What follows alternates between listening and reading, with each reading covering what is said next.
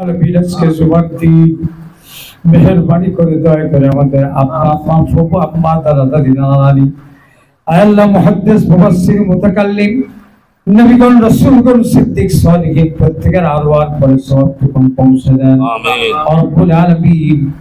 শুধু হাকিম ভাই নয়, গোটা বাংলাদেশের জনতার আগামী দিনের চিন্তাকে আপনি কবুল আর মঞ্জুর করুন আমিন।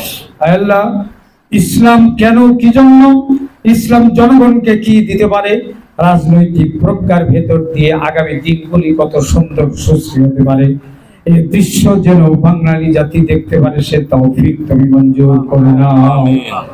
ভাই মুজাম্মেলকে সুস্থতা রাখো আল্লাহ, ওনার খেদমত সঠিকভাবে করার মানসিকতা পয়দা অন্তরে তুমি রেখে দিও আল্লাহ। বিপদ আপদ মুসিবত থেকে তুমি হেফাজত করো।